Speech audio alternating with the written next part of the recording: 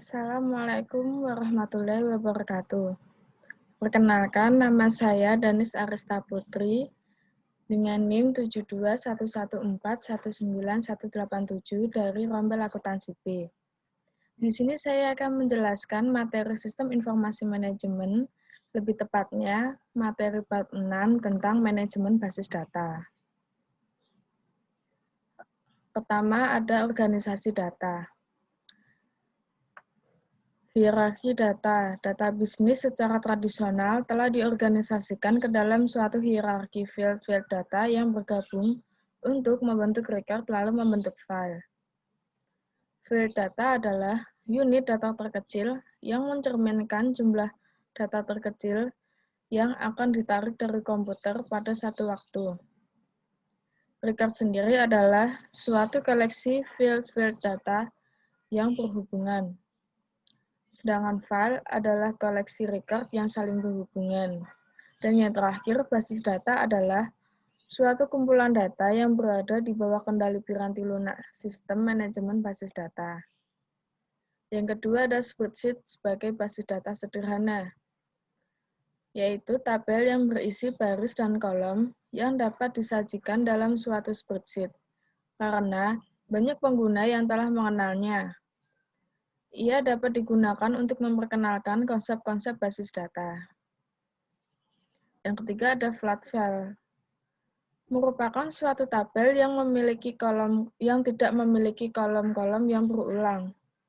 Kolom-kolom yang berulang melanggar persyaratan bagi file. Alasannya, dari sebuah tabel harus menjadi flat file adalah karena komputer membaca file data dari suatu record secara berurutan. Nah, untuk alasan keduanya, untuk flat file adalah bahwa ia memungkinkan struktur basis data relasional untuk dinormalisasi. Selanjutnya, maksudnya adalah proses formal untuk menghapus field data yang berulang sambil tetap menjaga kemampuan basis data untuk menambah, mengubah, dan menghapus tanpa menyebabkan kesalahan. Yang keempat ada field kunci. Kunci atau key di dalam suatu tabel adalah suatu field atau kombinasi field yang berisi suatu nilai secara unik mengidentifikasikan masing-masing secara record di dalam tabel. Artinya, bahwa setiap baris dalam tabel akan teridentifikasi secara unik. Satu field dalam banyak kasus dapat menjadi kunci dalam suatu tabel. Yang kelima, tabel-tabel yang berhubungan. Beberapa tabel tersebut berbagi satu field yang sama seperti kode dan nilai kode untuk menentukan baris-baris mana di dalam tabel yang tergabung secara logis. Struktur basis data. Struktur basis data sendiri adalah cara data diorganisasikan agar pemrosesan data lebih efisien. Kemudian, struktur ini diimplementasikan melalui suatu sistem manajemen basis data. Sistem manajemen basis data atau database management system itu sendiri adalah suatu aplikasi piranti lunak yang menyimpan struktur basis data itu sendiri, hubungan di antara data di dalam basis data, dan nama-nama formulir. Beberapa jenis data, angka di belakang desimal, jumlah karakter, beberapa nilai default, dan seluruh nilai field lainnya. Struktur basis data. Struktur basis data ini dibagi menjadi tiga. Yang pertama ada struktur basis data hierarkis, yang kedua jaringan, dan yang ketiga relasional. Struktur basis data hierarkis. Struktur ini dibentuk oleh beberapa kelompok data, subkelompok, dan beberapa subkelompok lagi seperti cabang dari sebuah pohon. Nah, struktur ini memanfaatkan sumber daya komputer secara efisien. Khususnya ketika sebagian besar record di dalam basis data akan digunakan dalam suatu aplikasi. Yang kedua, struktur basis data jaringan. Struktur ini dikembangkan untuk kemungkinan penarikan record-record tertentu yang menunjuk pada semua record lainnya di dalam basis data. Yang terakhir ada struktur basis data relasional. yaitu sekumpulan basis data yang terlihat seperti sekumpulan beberapa tabel yang mirip seperti tabel spreadsheet. Relasi ini antara tabel tidak disimpan sebagai petunjuk atau alamat, namun sebagai gantinya, relasi antara tabel bersifat implisit. Jika struktur hierarkis dan jaringan mengandalkan pada relasi fisik di dalam suatu bentuk alamat penyimpanan, relasi dalam struktur basis data relasional adalah implisit. Relasi implisit didapat tidak secara langsung berasal dari data. Contoh basis data relasional ada dua, yaitu basis data jadwal dan konsep basis data. Basis data jadwal memiliki contoh yang dipergunakan di sini diimplementasikan pada piranti lunak sistem manajemen basis data Microsoft Access. Namun, implementasi ini akan serupa pada setiap produk basis data relasional lainnya. IBM, Oracle, Microsoft, dan banyak perusahaan lain menyediakan piranti lunak seperti manajemen basis data rasional. Implementasi dapat berbeda, tetapi semua mempergunakan struktur yang sama. Yang kedua, konsep basis data. Ketika pengguna memikirkan record di dalam suatu basis data, mereka secara intuitif akan merasa bahwa beberapa urutan record yang ditampilkan dalam sebuah laporan merupakan cerminan dari urut-urutan penyimpanan record tersebut di dalam disk komputer. Integrasi logis record-record yang melintasi berbagai lokasi fisik ini disebut konsep basis data atau database concept. Membuat basis data dibagi menjadi dua. Yang pertama ada menentukan kebutuhan data. Kebutuhan data ini dibagi dua lagi menjadi pendekatan yang berorientasi pada proses dan pendekatan permodelan perusahaan. Pendekatan yang berorientasi pada proses yang pertama ada mendefinisikan masalah, yang kedua mengidentifikasikan keputusan yang dibutuhkan, yang ketiga menjabarkan kebutuhan informasi, yang keempat menentukan pemrosesan yang dibutuhkan, yang kelima menentukan spesifikasi kebutuhan data. Sedangkan yang pendekatan pemodelan perusahaan, yang pertama, kekuatan pada suatu pendekatan ini adalah bahwa ia mengambil keuntungan dari sudut pandang sumber data perusahaan yang luas. Yang kedua, sistem ini dapat didefinisikan dengan satu cara yang logis. Sedangkan kelemahannya adalah kesulitan dalam mengaitkan data dari satu masalah bisnis ke data dari masalah bisnis lainnya. Yang kedua, membuat basis data dengan teknik-teknik pemodelan data.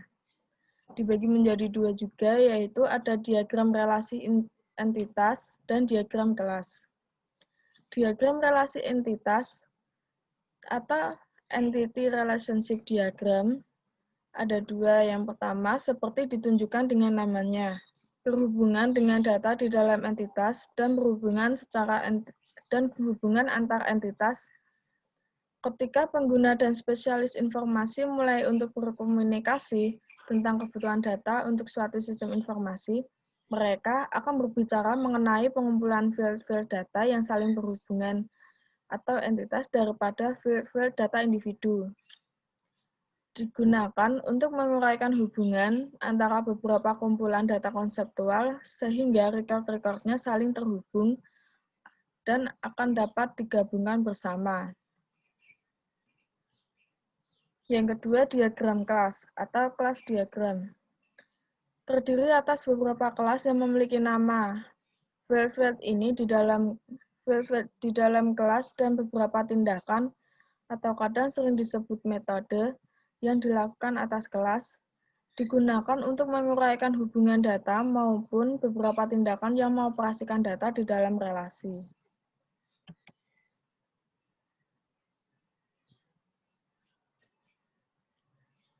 Selanjutnya menggunakan basis data.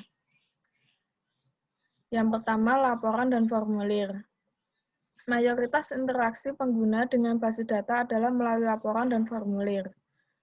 Perbedaan terbesar antara laporan dan formulir adalah dalam formatnya. Dalam laporan dan formulir ini, ada beberapa poin, yaitu pertama, navigasi. Pengguna dapat melakukan navigasi dari satu record ke record berikutnya dengan mempergunakan basis navigasi yang berada di bagian bawah formulir. Yang kedua, akurasi. Formulir akan menjalankan definisi file data yang telah ditentukan ketika basis data dibuat. Yang ketiga, ada konsistensi. Adalah hal yang sangat penting ketika nilai-nilai file dalam satu tabel dipergunakan untuk menggabungkan rekornya ke tabel lain. Yang keempat, penyaringan. Pengguna dapat menyaring record yang ingin dilihat dengan menggunakan formulir ini. Yang terakhir, subformulir, yaitu mengilustrasikan kombinasi formulir dan subformulir. Ketika pengguna memasukkan informasi mata kuliah pada waktu yang bersama, mereka juga dapat ingin memasukkan informasi mengenai proyek-proyek. Yang kedua ada query. Adalah suatu permintaan kepada basis data untuk menampilkan record-record yang dipilih. Query pada umumnya memilih field data dalam jumlah terbatas dan kemudian membatasi record-record yang ditampilkan berdasarkan satu kumpulan kriteria tertentu. Yang ketiga, bahasa query terstruktur. Structured Query Language atau SQL adalah kode yang digunakan sistem manajemen basis data relasional untuk mengerjakan pekerjaan-pekerjaan basis datanya. Dan yang terakhir, pemrosesan basis data lanjutan. Pemrosesan analitis online atau online analytical processing telah menjadi hal yang semakin umum dalam peranti lunak manajemen basis data.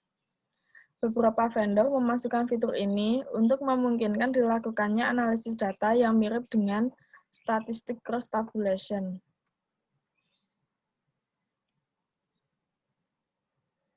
Selanjutnya, personel basis data. Yang pertama ada administrator basis data.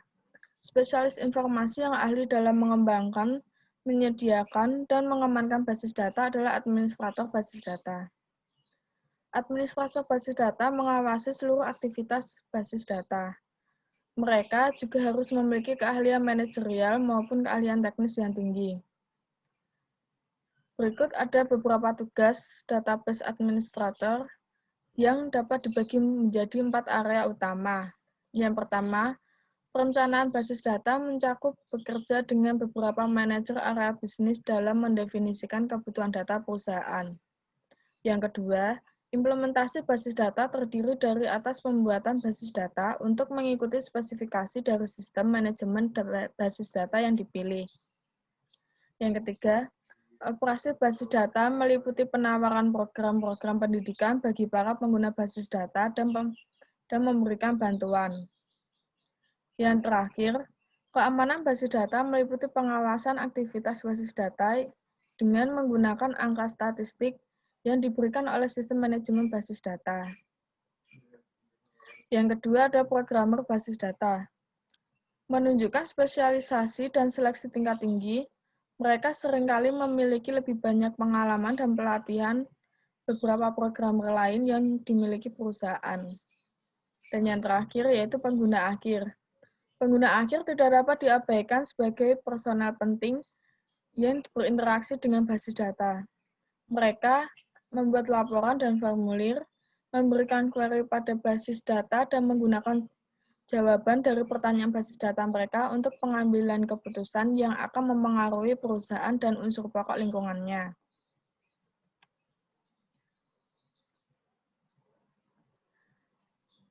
Selanjutnya, menempatkan sistem manajemen basis data dalam perspektif. Melalui manajemen basis data, memungkinkan bagi kita untuk membuat sebuah basis data, memelihara isinya, dan menyebarkan data kepada khalayak pengguna yang luas tanpa harus menggunakan pemrograman komputer dengan biaya yang mahal. Keuntungan database management system yaitu mengurangi pengulangan data, mencapai independensi data, mengambil data dan informasi dengan cepat, dan yang terakhir keamanan yang lebih baik. Sedangkan kerugiannya yaitu membeli peranti lunak yang mahal, mendapatkan konfigurasi beranti keras yang besar, dan yang terakhir, mempekerjakan dan memelihara staf database administrator. Sekian dari saya, semoga bermanfaat, dan mohon maaf apabila ada salah kata yang kurang dipahami. Wassalamualaikum warahmatullahi wabarakatuh.